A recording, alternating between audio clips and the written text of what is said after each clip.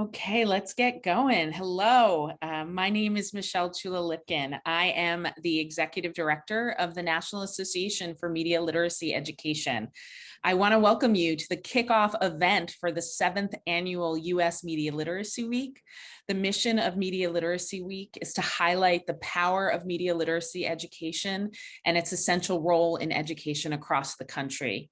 This week, we join colleagues from all over the world in these efforts as U.S. Media Literacy Week is held during UNESCO's Global Media and Information Literacy Week. A special shout out to our friends in Australia who are already done with day one, and let us all acknowledge our Canadian colleagues who have led the way and are celebrating their 16th annual Media Literacy Week. NAMLE's vision is to see media literacy widely practiced and highly valued as an essential life skill. As the umbrella organization for U.S. media literacy education, NAMLE amplifies the work of our partners and our members, acting as a resource, a convener, and a leading voice. With 7,000 plus members, we are the largest membership organization for media literacy education in the world. And we currently have over 85 organizational partners that represent the depth of our community. On an annual basis, we work to advance media literacy education by organizing conferences, hosting Media Literacy Week, curating resources, publishing the Journal for Media Literacy Education, and partnering on projects such as the Cyber Citizenship Initiative and the Mapping Impactful Media Literacy Practice Research Project. And you can check out the list of all our Media Literacy Week events to learn more about those projects. NAMLE seeks to support all those that practice and research media literacy education, but we also seek to educate stakeholders outside of our community, including working with the tech and media industries, the State Department, policymakers, and the general public. Last year, we launched a PSA campaign called Stop the Media Monsters, and it's a campaign to help us identify behaviors that need some media literacy attention. This year, we created a lesson plan for 3rd to 5th grade teachers so they can introduce the media monsters to their students. Now, despite broad agreement about the need to ensure that people of all ages are equipped to understand and negotiate the influence of media in their lives, the United States does not devote any significant government effort nor funding for media literacy education research, training, or implementation. Decades of grassroots advocacy has not been enough to establish media literacy education as a foundational or core dimension of schooling. And it is with this in mind that we launched the National Media Literacy Alliance. So I'd like to now bring on NAMLE's board president, Tony Streit, to talk a little bit more about the work and the goals of the Alliance. Hi, Tony. Thanks so much, Michelle. And on behalf of NAMLE's board, I just want to say how excited we are to be a part of Media Literacy Week, and especially this conversation this morning. Michelle, as you mentioned, NAMLE now has 7,000 members in the US and overseas, but that wasn't the case only a few years ago. In 2016, the NAMLE board decided that to grow our field and to draw in more stakeholders around the country, we needed to rethink membership. We did away with membership dues and welcomed anyone who wanted to advance media literacy education. And in short order, our numbers swelled 10 times. But we also knew that to seek real change in teaching practice around the country, we needed more than just those who were already embracing the value of media literacy education. We needed to reach every educator in every school and community organization across the country. We needed an alliance of the leading educator networks to join us, and we were thrilled to discover that they were just as eager to join forces. In 2020, we launched the National Media Literacy Alliance with 12 of our nation's most influential education associations, and with the generous support of Twitter.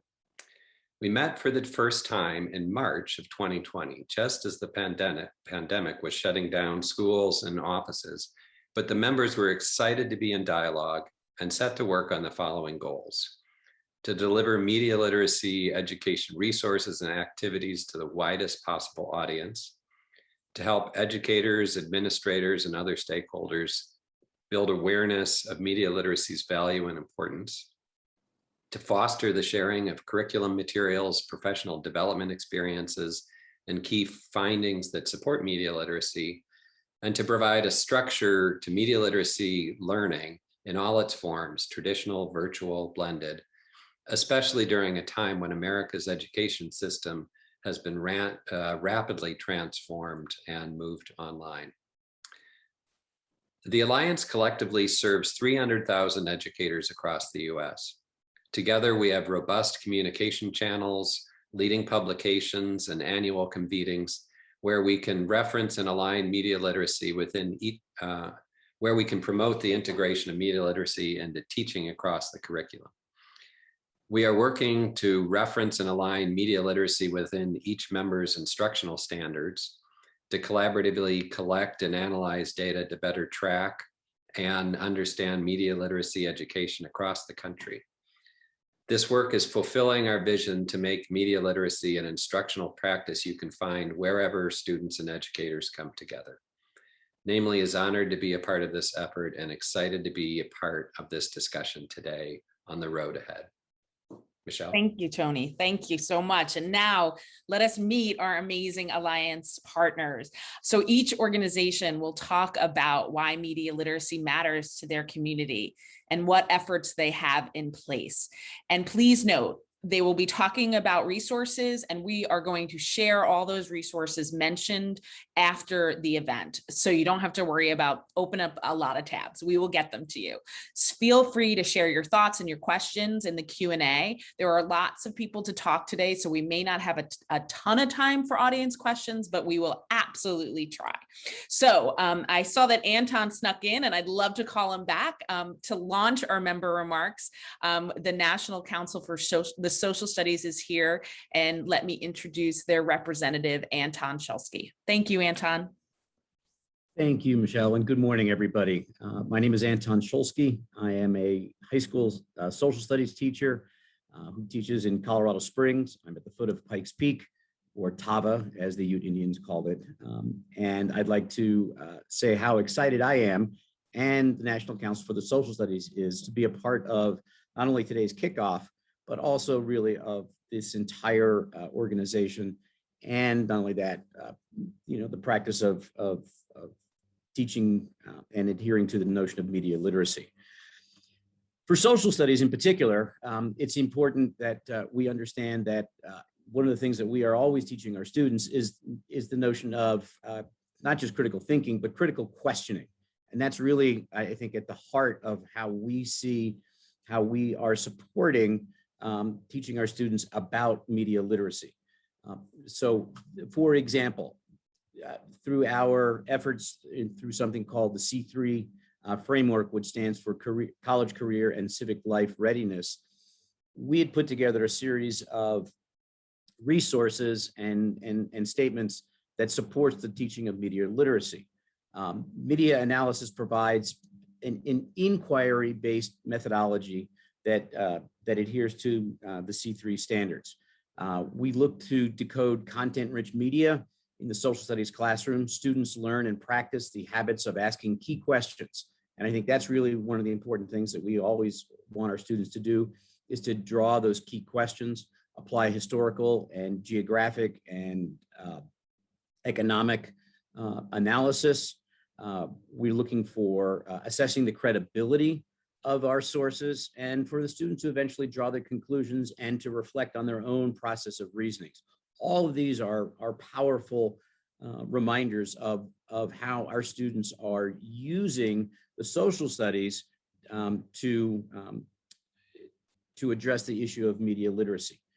Media literacy models a constructivist approach towards a document-based analysis and asks our students to apply key content to a focused and complex analysis of messages, meaning, authorship, audience, representations, and reality. And let's face it, over the last number of months, social studies has, for better or for worse, has kind of made the news. And one of the things that we recognize as importance is the fact that it really is important that people take the time to analyze what it is that they're reading, analyze what it is that they're seeing, analyze what it is that they're hearing, to really understand where all of this fits in the greater picture of things. So the National Council of Social Studies is pleased to be a partner with all of our other organizations who are joining us in this kickoff to NAMLE's week. And you can find resources to that on our webpage, socialstudies.org. And I know that that will be in the chat box or made available to everybody later on. I have to actually go teach a class. The most important thing, Anton, right? the most important thing. I have a number of seniors who are going to be waiting anxiously for me to get there. So thank you, everybody. Congratulations and have a great week. Thank you so much for being here. Okay, it's my pleasure to introduce Marcy Price from ISTE. Hi, Hello, everyone. My name is Marcy Price, and I'm with the International Society for Technology and Education, otherwise known as ISTE. And ISTE is really proud to share a goal along with these other fantastic organizations, just to truly help kids prepare to be successful humans in a virtual world. Because we know that in order to do this, they have to be effective digital citizens, and that includes essential media literacy skills. Our members are educators, and they are committed. They're educators who have expressed a commitment to really embracing the positive, the productive use of technology in the classroom. And so they really do play a critical role in this area. And we as an organization are really committed to ensuring that they have the tools they need to prepare their students in being effective and strong digital citizens with a firm foundation in media literacy. One area that we want to emphasize this week that I know some of these other partner organizations also emphasize as well is really the need to focus beyond online safety.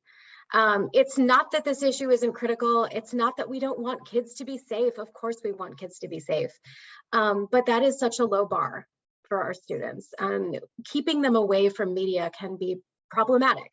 I mean, we really need to aim our sights higher. And that includes making sure that they are making good decisions about the information that they're receiving, and they have the ability to effectively curate the information that they come in contact with. And that really includes educating students on understanding media, how to recognize if it's useful, if it's true or false. And it also includes talking about media creation, right? And how students are able to create media in a constructive way. How can media be used to solve societal problems and bring people closer to their families and communities and highlight issues that they care about? And how can it be used constructively to give students a voice in a world where they often feel like they don't have one? And with effective use of digital media, their voice can really matter. And so we're really thrilled to support this effort. Media literacy and digital citizenship, they're inseparable, they're critical, and we as a society just really have to teach those fundamental skills on how to better create and consume media. ISTE highlights this issue in a variety of ways. It's embedded in our ISTE standards, which have been adopted in every state in the nation. It's a topic of discussion in our conferences and publications and webinars. We're working on an initiative specifically with Dell Technologies to create resources, education and awareness that are focused on digital literacy. And we're also addressing the issue of media literacy as a component of our DigCit Commit initiative. This is a coalition that ISTE has convened of organizations and school districts that share a joint commitment to create resources and learning and engagement opportunities, challenging students to stay safe, to solve problems with technology and really become a force for positivity in this space. And we encourage all of you to check out our website at digcitcommit.org. To learn more and to access some of the resources that we've put together around digital literacy and digital citizenship. And, so we're really excited about this work. We're so pleased to be with everyone today and to support this phenomenal effort. Thank you, Michelle. Thank you so much, Marcy. So nice to have you here. Next up is Kelly Glasscock from the Journalism Education Association. Welcome, Kelly. Well, thank you very much, Michelle. Pleased to be here. Again, my name is Kelly, and I'm the Executive Director of the Journalism Education Association. We serve high school and middle school journalism educators and media advisors by providing resources, professional development opportunities, networking, curriculum.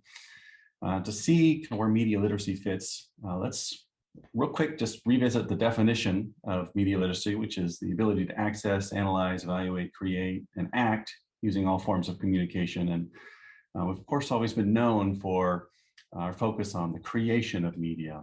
That's an element that has just become just more important with the technological advancements of the past few decades. Media literacy has always been an important tool for consumers of media. When the conversation was more one-way, newspaper or radio, television broadcast directly to readers and viewers, media literacy was thought of as a task by the end user. But now we all have a printing press in our pockets to publish to the masses at any given moment, even any given day. That proliferation of information has made media literacy a more complex task, which means we must be better about creating and spreading credible information and consuming it. And found it fascinating. 2018, I believe it was, that MIT found that on Twitter, fake information spread more quickly than true stories. Often misinformation is sensational and exaggerated or sensationalized information was simply more profitable also back in the day of yellow journalism. So the same is happening, although we're now seeing even the creation of new media outlets popping up left and right to take advantage of that opportunity. So JEA tries to teach our students, educators, the journalistic process, which a lot of people just don't really understand. Journalism is a discipline of verification. Not unlike the scientific process, actually, though both are often misunderstood or even under attack. So Journalism Education Association supports our educators by providing tools to help students create responsible journalism. Media literacy is an element in all of the activities that we support. We have a set of standards for journalism educators that's posted on our website. We have model guidelines for educators as well. Both of those are available to anyone at jea.org. We have a robust curriculum for our members on all topics needed to produce media, and also specific curriculum on media literacy. We also run a mentoring program for new advisors and educators entering the field. Perhaps they're not new to teaching and have been teaching for many years, but new to advising a publication, a yearbook, or a newspaper that's been given to them. And we love to mentor them through the process of what that looks like, and giving their students the ability to leverage their voice for their community and to do so in a responsible way. We also have our flagship events, our two national high school journalism conventions each year. And those are both for educators and high school students to join us. And so it's through all of our activities and resources, we hope to teach our educators and students how to create and spread credible and accurate information. So I hope you will, if you have a need, join us online or even in person once we can get back. And I appreciate the opportunity being here today to speak with you. Appreciate it. Thank you so much, Kelly. I love the idea of in person one day. It will happen. Okay, next up is our wonderful colleague, Susan Friedman from NAEYC. Thank you for being here. Hi, Michelle. Thank you for having NAEYC. NAEYC is the National Association for the Education of Young Children. Our website is NAEYC.org. And we are really pleased to be part of this alliance and think about how does media literacy fit with early childhood education. Some of the things that some of the participants are speaking about, they apply to older children, but a lot of them do apply when you're thinking about younger children as well. NAEYC is an organization, a membership organization for early childhood educators.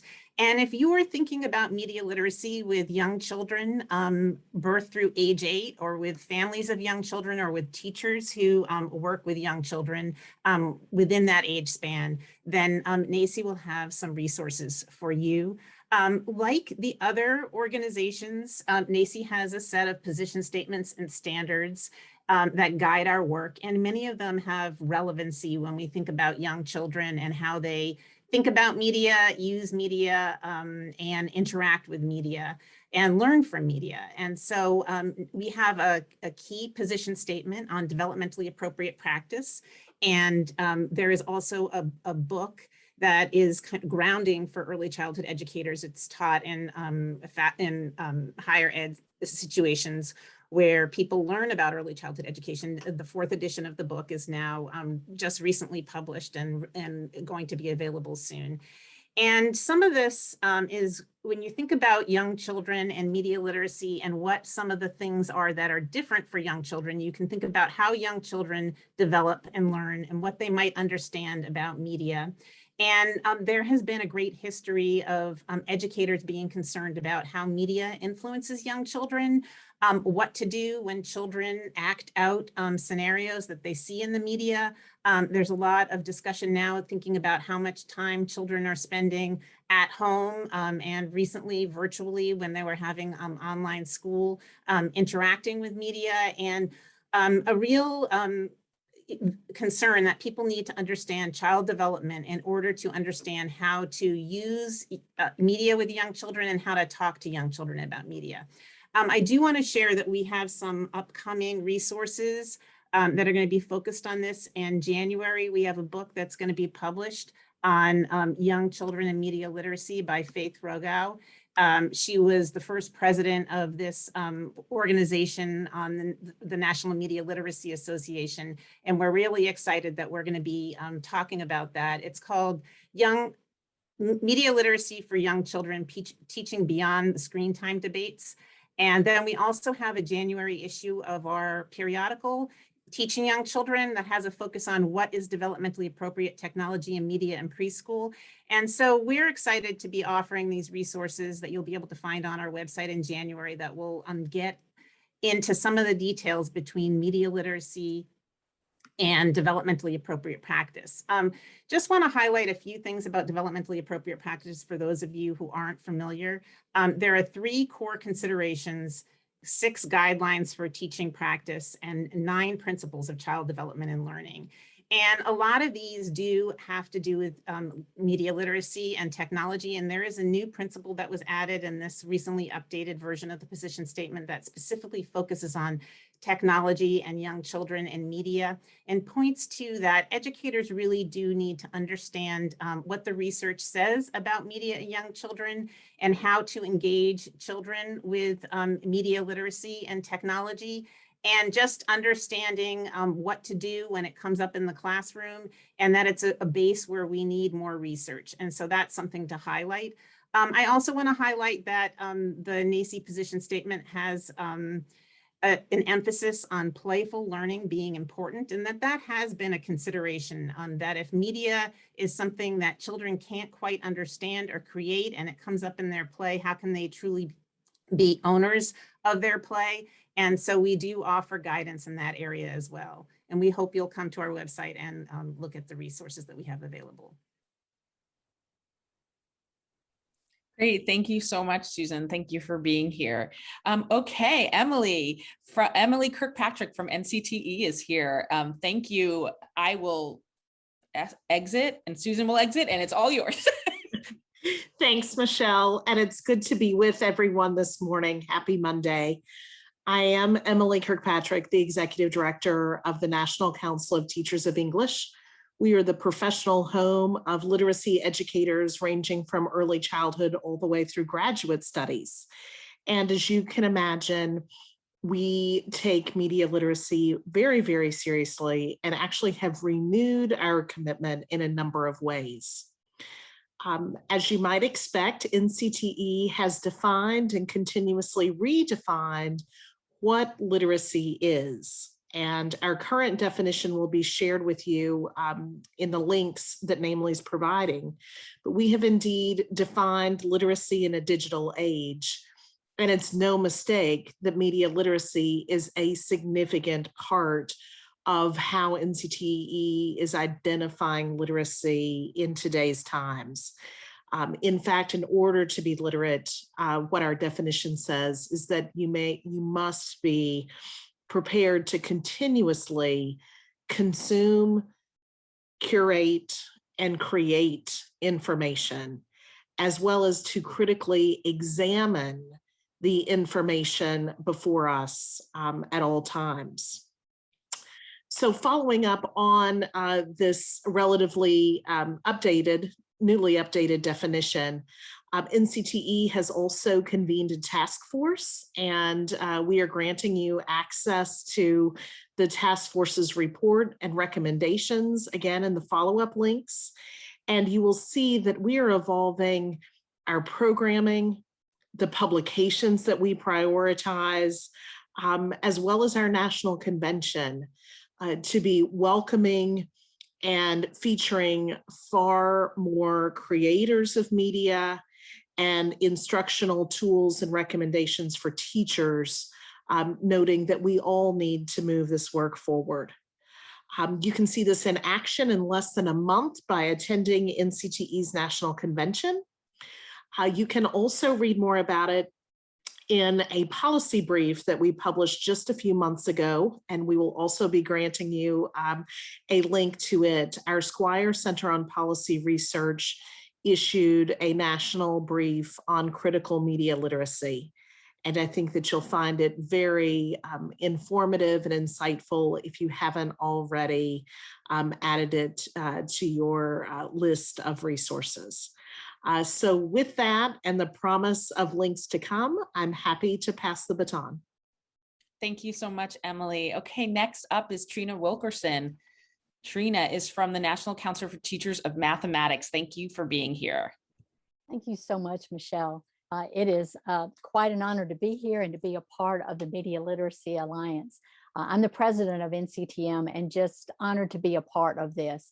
As Kelly mentioned earlier in the session today, media literacy is the ability to access, analyze, evaluate, create, and act using all forms of communication.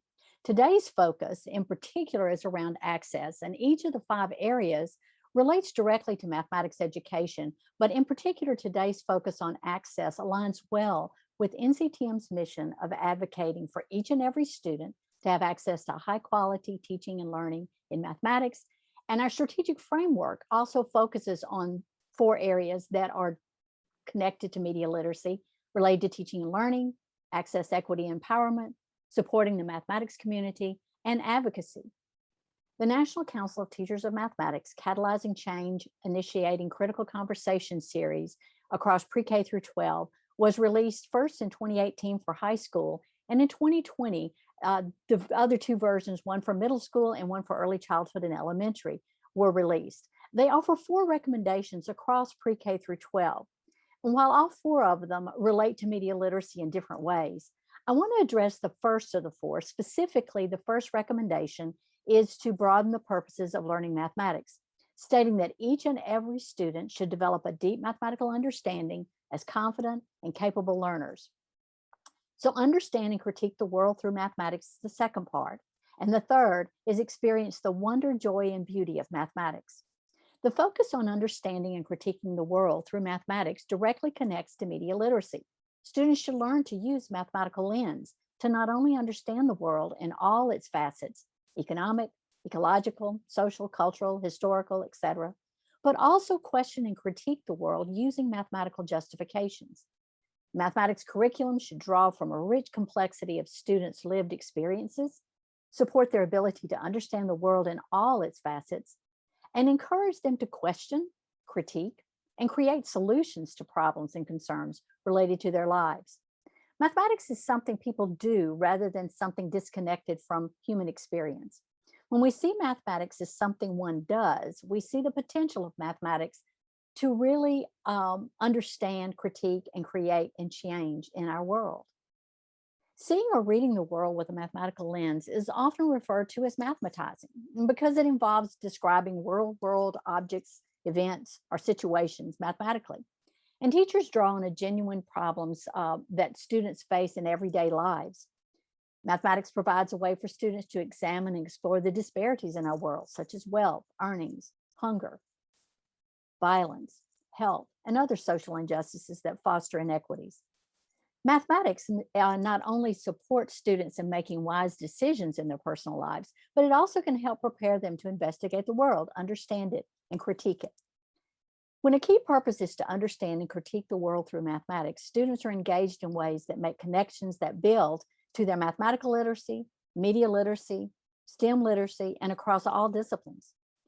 They are active participants in understanding and critiquing the world. Using mathematical and statistical reasoning, they're able to analyze data and models, provide justifications for decision-making, solve very complex problems, and critique claims made by others through reasoning, making sense of their world. To support engaged classroom teachers and other educators, we have a variety of resources that include webinars, position statements, various publications that include journals and books, classroom resources that include classroom lesson plans, activities, and tasks that teachers can use in their classroom, also at conferences and professional development. And in this work, these opportunities occur for media literacy and support it in many, many ways. I encourage you to look at the resources that will be shared later after the webinar through the Media Literacy Alliance. This is a journey that we take together with the Media Literacy Alliance, with our students, our colleagues, friends, families, and communities across the world. And NCTM is delighted to be a part of this and very honored to be a part of this effort. So let's join together to understand and critique our world through a deep understanding of media literacy that includes a lens of mathematics. Thank you, Michelle. Thank you, Trina. I keep thinking as everyone's speaking that we've been saying for years that the goal was integrating media literacy across discipline. And we are literally like looking at that reality through the work of the Alliance members. And it's so exciting. Okay, next up is Beth Allen from NSTA. Hey, everybody. It's a real pleasure to be here with you. And I'm learning a ton from just listening to the other speakers. So I appreciate all the information we've been able to gather.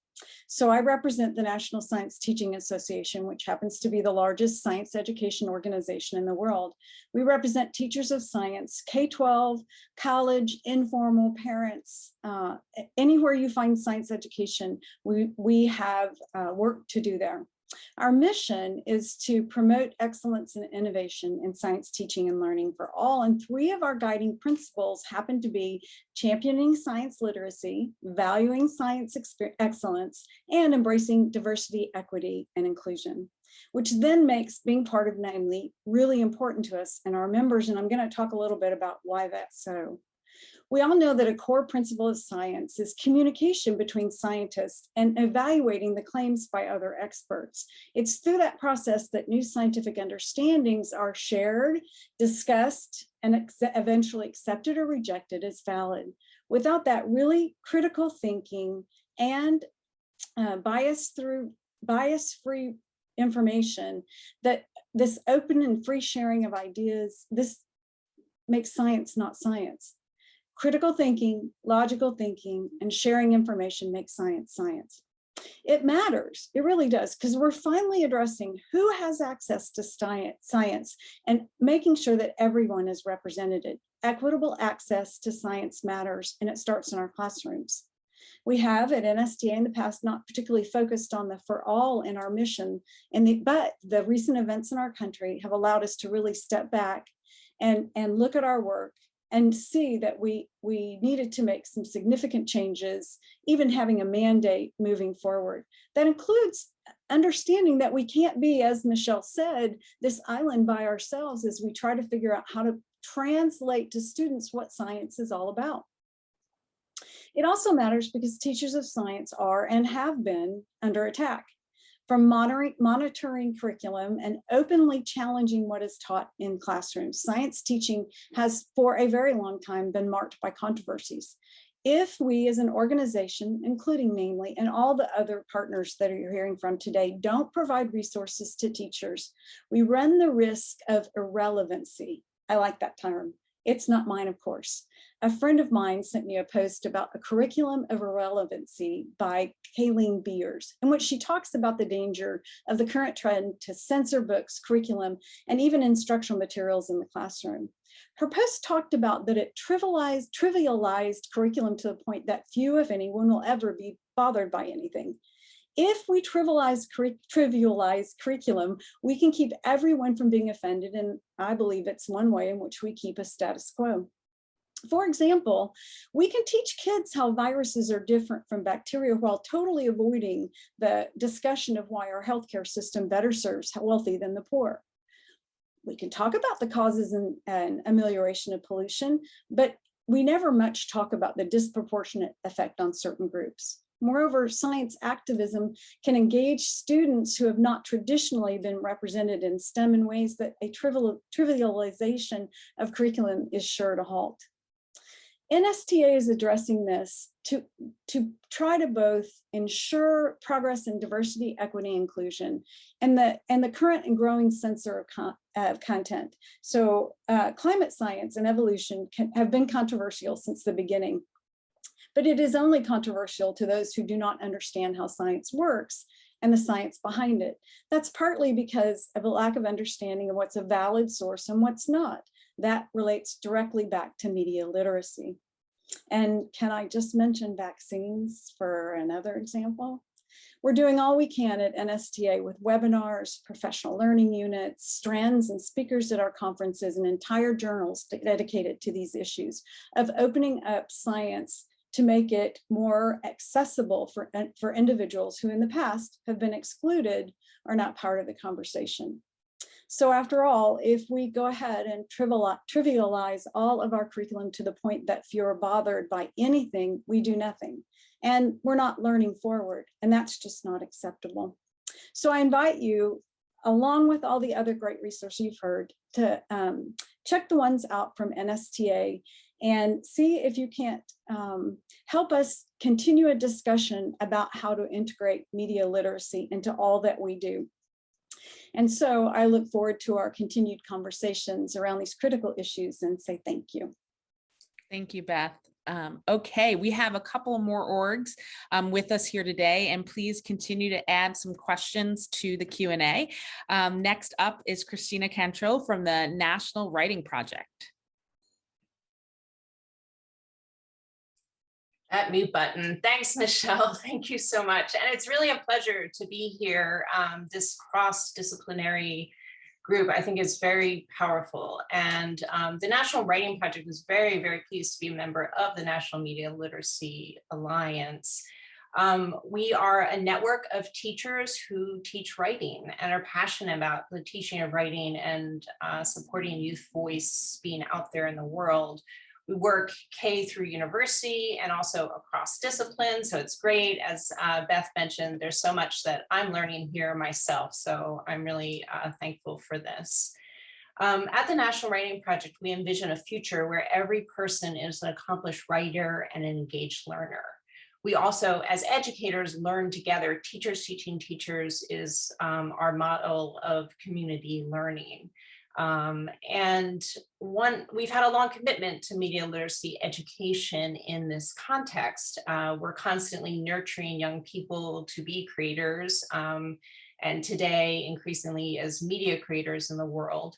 And we know that they're working in this incredibly polarized media context filled with lots of information, misinformation and disinformation. One of our, I was going to say that Kelly was talking about the role of, the importance of thinking about journalism and how do journalists handle these issues in the real world. And we really are trying to learn from that work and bring it into our teaching and learning. So through one person we've been working with, for example, is Mike Caulfield and his SIFT curriculum. He's been working with us through the coronavirus and all the sort of information, disinformation happening around that, election, during the time of the election and ongoing elections. And one of the things that we're trying to do is bring in experts and really engage conversations, having teachers talk with each other about these issues and really learn together about how to do this work with kids in the classroom. So one of the big things that we really want to do during Media Literacy Week is, again, just come back to these conversations, share some of the wonderful resources that are coming from the Math Alliance, from NCTE, from the journalism groups, the Young Educators group here, and share those resources with our colleagues, engage in conversation about media literacy, and really continue this conversation within our community. We have a new teacher studio that I want to invite everybody to. Anybody's interested in the teaching and writing and is thinking about the teaching and writing from whatever angle, we invite you to join us in our teacher studio. That link will be shared. It's the Right Now Teacher Studio at studio.nwp.org. And it's an open space where we're hoping to really engage in these conversations. Specifically to this week, we have a event on Wednesday night at 6 o'clock where we have teachers coming together with the creators of the new game called Agents of Influence. So Agents of Influence is a spy themed game that teaches students to combat misinformation and disinformation. It's primarily designed for middle school, high school, but we're bringing a group of teachers together, and they're going to be talking to the creators of this game, trying to learn, what it is that they can, different ways they might think about using this game in the classroom.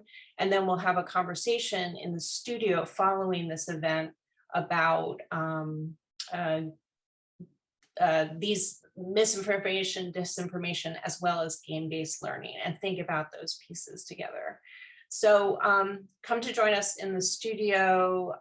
We will also be sharing on social media all the excellent resources that are out there, and we hope to continue to foster conversations about their use in the classroom and in support of our writers. So thank you so much for having us here today.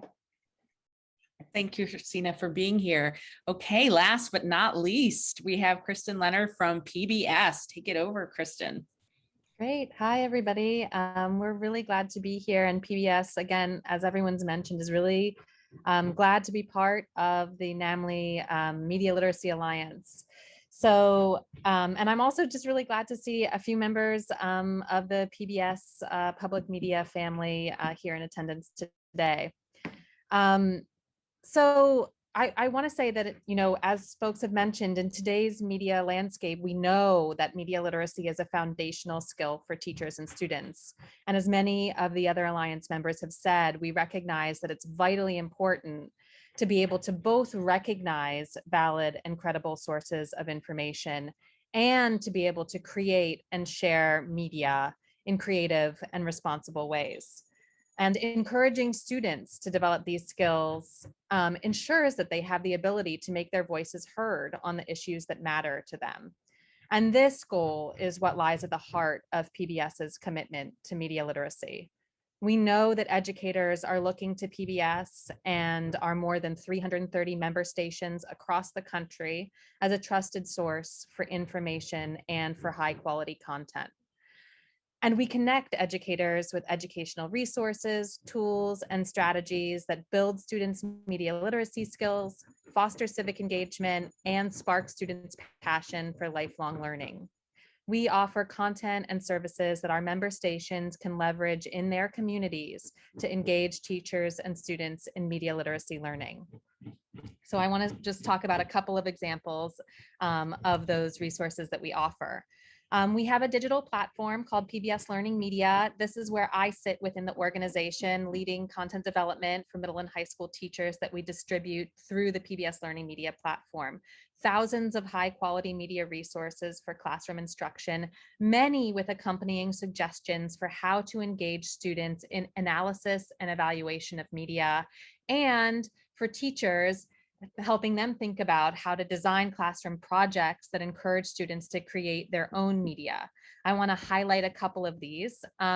We have a collection of content on PBS Learning Media aligned to the recent PBS initiative, American Portrait.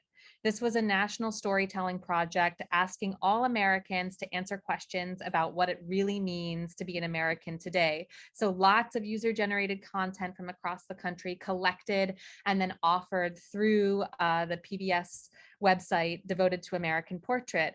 And what we did was engage with educators and really helped them think about how could their students look at this media and think about how they could use it to sort of build empathy, articulate their own values around what they believe in, and then be able to creatively express those values through media making. So that's all available on PBS Learning Media.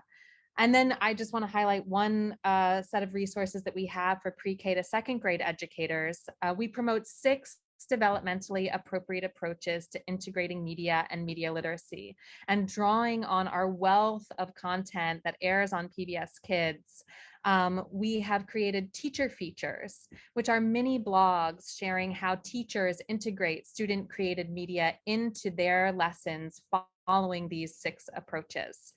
That includes resources from Martha Speaks, from Odd Squad, from Fetch with Ruff Ruffman, from Peg Plus Cat, and we have links to those that will be shared afterwards. And I also want to say we offer a comprehensive competency-based certification in media literacy called the PBS Media Literacy Educator Certification, which was developed by our member station KQED in San Francisco. This certification allows pre-K through 12th grade educators to demonstrate their expertise in encouraging students to think critically about their roles as media consumers and creators. And PBS stations across the country are guiding cohorts of educators through this certification.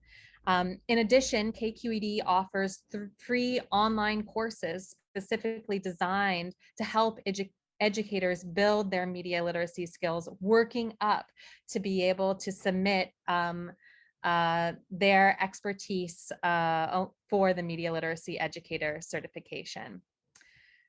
So I just want to conclude by saying, as we look to current trends and as we consider the future of education in the United States, we at PBS are going to continue to reimagine how we leverage our strengths, our brand trust, and our media content to produce new teaching and learning experiences that will shape the next generation of media consumers and creators alongside all of our partners in the National Media Literacy Alliance, and help students build media literacy skills in order to be civically engaged. Thank you, Kristen. Please don't go anywhere because we're going to have everyone come back and join us, all of our Alliance partners. Thank you all for sharing a bit about your organization and how media literacy intersects with that.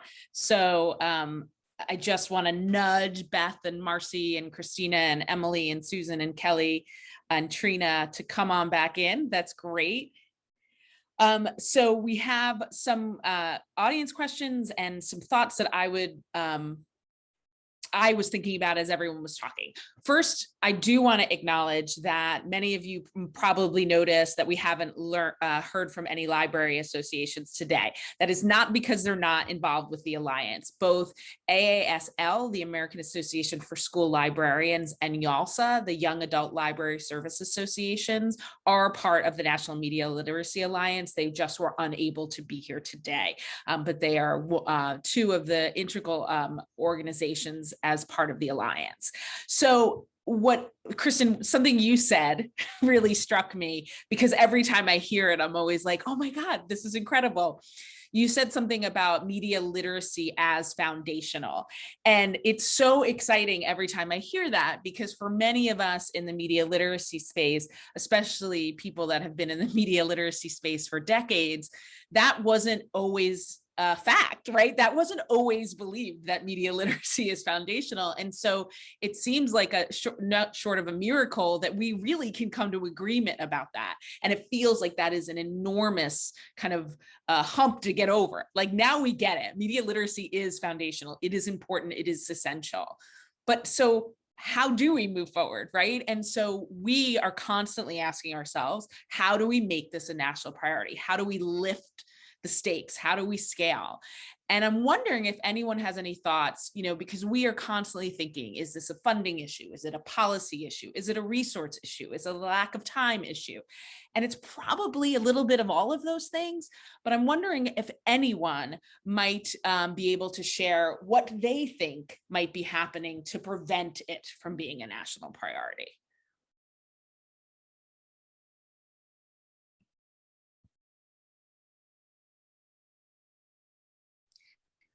I can jump in and just get the ball rolling. That's it. Really, we had a student showcase last week of media created through some of the work that stations were doing in association with American Portrait, and we had 3 ninth graders on a Zoom talking about media that they created. And one of the ninth graders was talking about the way she learned about media literacy in her social studies class, and then the way that it completely opened her eyes around everything she was doing.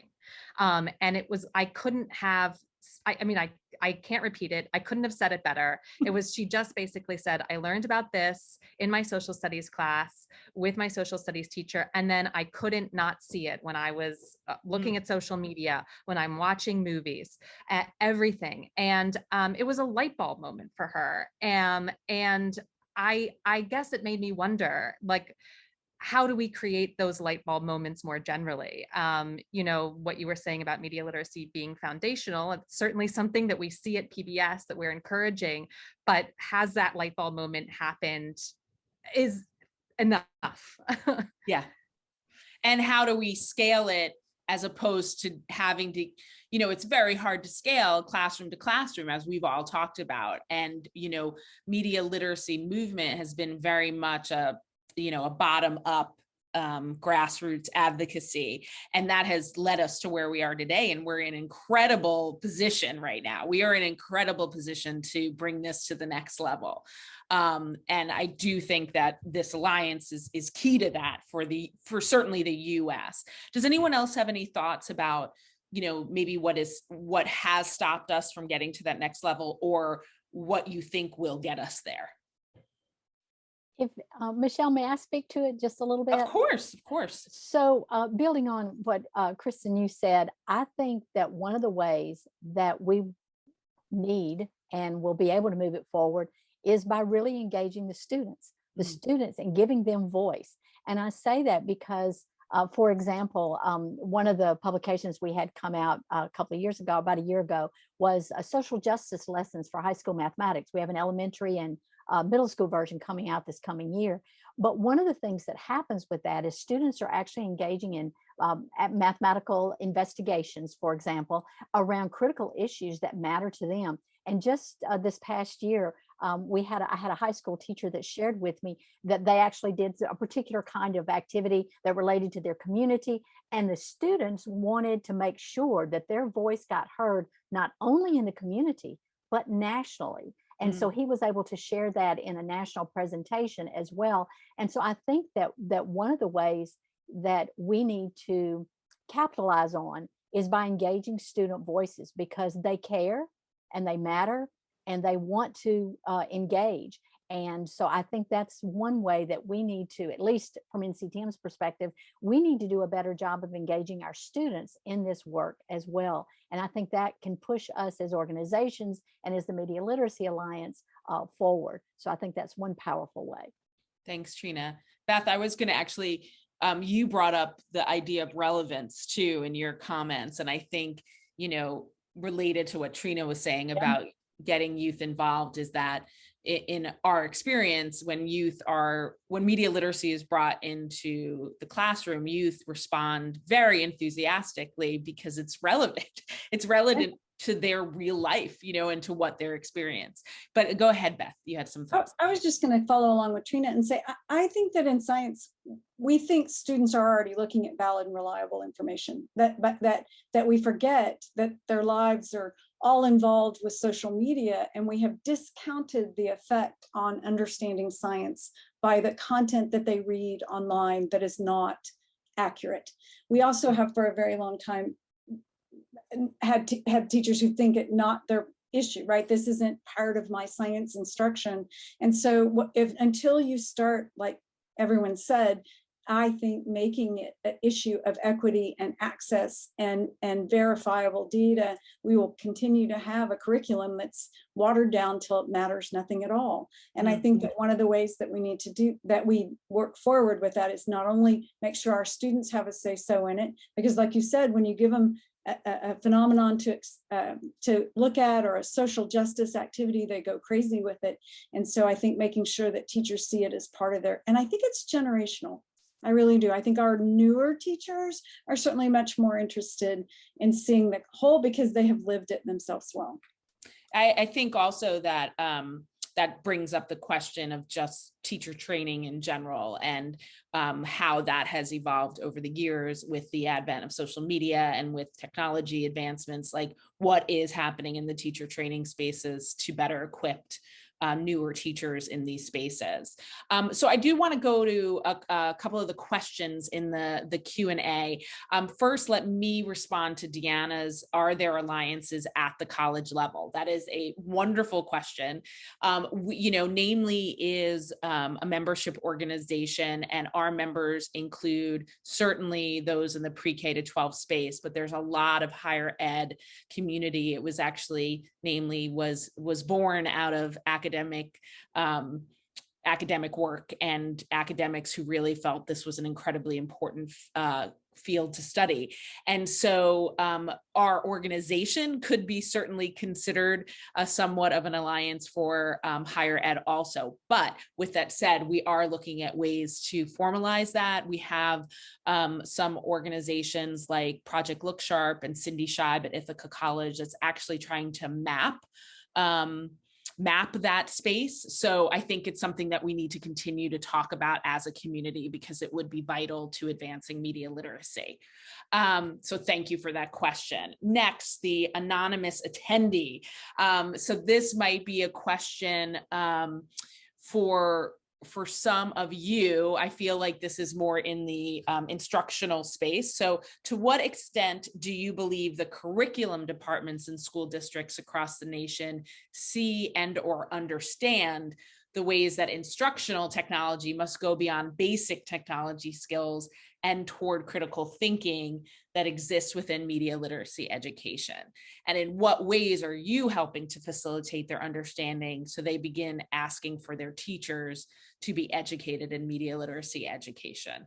That is such a great question. I wish I knew who asked it. I know, Trina, that you might have some thoughts from a math perspective. Do you mind sharing? Well, I'll just get us started to think about that. First off, I think we have a lot more work to do in this area. Yeah, we certainly do.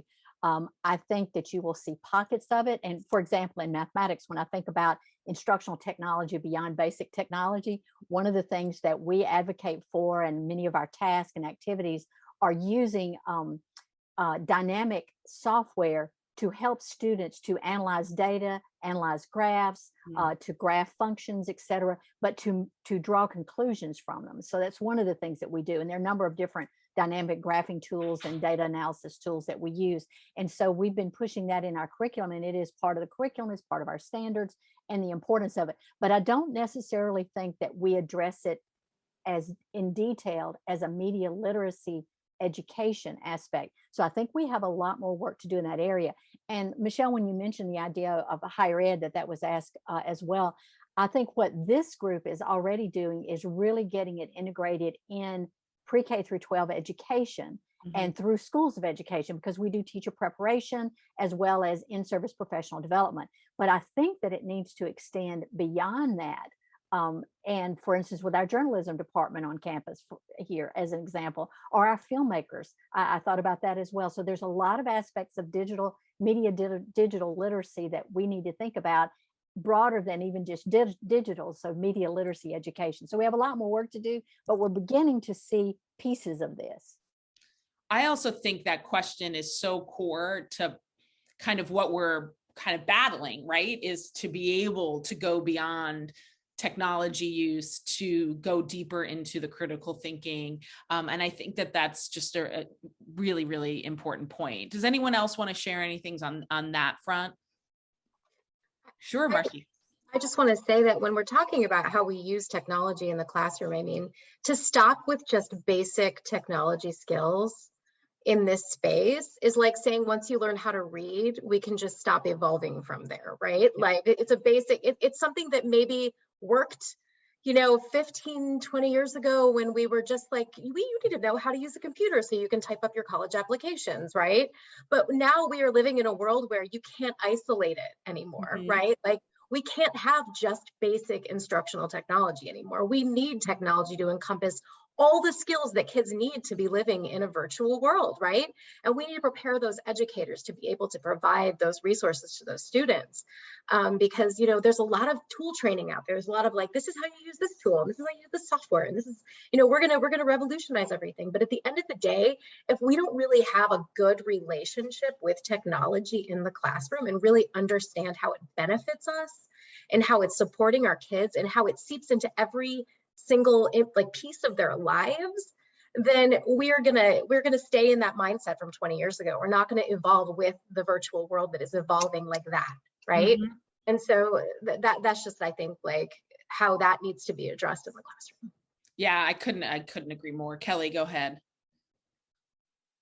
Thanks. I just wanted to kind of point out in our classrooms, what we've seen over the last several years is students are really driving that conversation and coming in, having been proficient at some, new social media platform that teachers had never even heard of before, and all of a sudden it's a new platform that they have to be aware of and understand. Is this do we need a presence there for our media publication or what? And so it's fun to see when you do empower those students. At leveraging that work, their passions and their understanding of some of the space. Our teachers have been successful in being able to implement that in their classrooms and new technologies. Now, of course, they're also need to be mindful of the opposite side of that coin and producing responsible journalism regardless of the platform. But that's something we've seen the last several years, and some are a flash in the pan, and you never know if this is the next one that'll be a flash in the pan or something that's going to stick. And now, of course, with the news with Facebook, and are they going to be changing their name this week? I mean, what's going to happen there? I mean, it's nice of them to time it during Media Literacy Week so we could have conversations about it. It's such a fast changing, such a fast paced industry, and it's hard for us to keep up with, and education really needs to reform to be able to keep up with that fast pace. Yeah, and I think that's why the idea of skill building that surpasses technology changes is what we're all talking about, because you can't teach to the technology of today only because tomorrow it's going to be different. So we need to teach that flexibility, we need to teach that resilience to learn new skills, and we need to teach the skill building. So Christina, I want to give you an opportunity to say a few words. I did want to just comment, I'm so thankful for a friend from Morocco who is here. And I just want to comment that we are doing a lot of work as kind of a US voice in the global conversations. And we recognize that while this is a US based alliance, that media literacy is a global issue. It deserves global attention and certainly deserves us working toward global solutions. And you mentioned Jordan. We actually are in conversation with them about the work that they're doing there. And we are completely committed to doing what we can to advance media literacy beyond the US also. So thank you for being here. So Christina, not to put pressure on you, but I'll give you kind of the final word here. Oh, wow. Wrap us up here. Well, I was just thinking about where we are in time, space and time right now, working with teachers right now. This has been an incredible year and a half, just to say the least, right? And so what I feel like is possible, I mean, this, the students are in many ways, as Kelly said, driving these questions about media in many ways, but then teachers also are needing the chance to really have time to be creating media and thinking about it themselves. And I feel like we, through some of the KQED work, we've been able to support teachers in really digging into what does it mean to create media together and to really be writers together and creators together as teachers, to therefore then be professional learners. What does it take to do this work in the world, right? And we really have to learn that. And I feel like, you know, the more that we sort of move into these online spaces and increase our, you know, skill set, we also need to be working together as colleagues to say, like, how can we improve this? And I just feel like we're in this moment where these questions are ripe for teachers, and we all have to sort of learn together as colleagues. So I just want to think about that in this space and time too, that I feel like is sort of different than where we've been before, and possibly really a rich opportunity for us to work together. So I'm thrilled that the Alliance is here for us right now. I love that. I think that's wonderful things to think about as we wrap this conversation up. And again, like it's so heartening to know that we all come together with kind of the single goal and the single understanding of how important this work is for our students and for, you know, let's not be kidding ourselves, for the future, right? And we really need to do whatever we can to ensure that people possess these skills to succeed in the world and to lead the world. And so, you know, NAMLE envisions, you know, media literacy education is the norm, right? In classrooms, in the homes. And we feel that both our organization and this Media Literacy Alliance are so committed to working to move things forward. And we just really acknowledge that we're not going to do it unless we're moving forward together. And so it's really what is possible and what the potential is really exciting. As someone said, we still have a lot of work to do, but I do think we're on the right path. So thank you all. Thank you to Alliance members for being here. Thank you to all the attendees for joining us for this kickoff event and hanging in there a little longer. We really appreciate it. This is hardly the last you'll hear of the Alliance. And as you know, things have just kicked off for the US for Media Literacy Week. So please go to medialiteracyweek.us and share the events with colleagues and friends and sign up and register. And I hope to see you at other events and also on Twitter at #MediaLitWK. So thank you for being here. Hope to see you soon.